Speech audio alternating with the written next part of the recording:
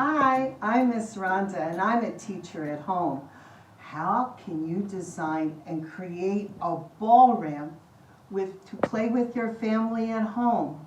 Imagine all the different kinds of ramps and tunnels. The ramp is an inclined plane or slope that the ball can travel from the very top to the bottom of the box. What stuff do I need to make a ball ramp? First of all, use your recyclable materials. I have a pizza box, something that came in the mail, a cereal box.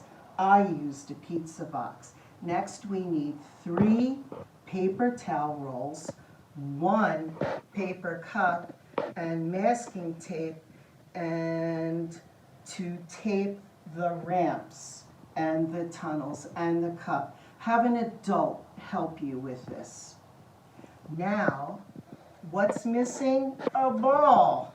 Make sure your ball can go through the paper towel roll.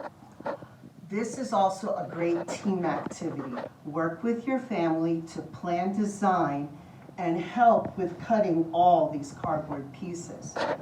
First thing now we do is take the paper cup, and with the slit that an adult made, you can rip the bottom off and then tape it on to the cardboard.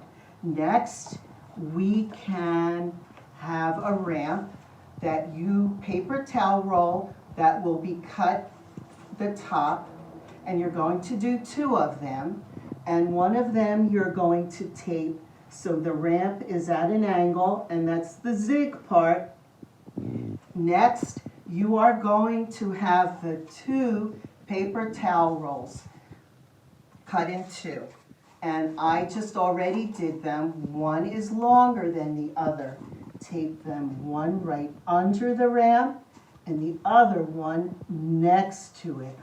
Last but not least, our other paper towel roll that was cut on the top, I'm now going to cut a little bit off it and place that ramp on an angle, and that's the zag part.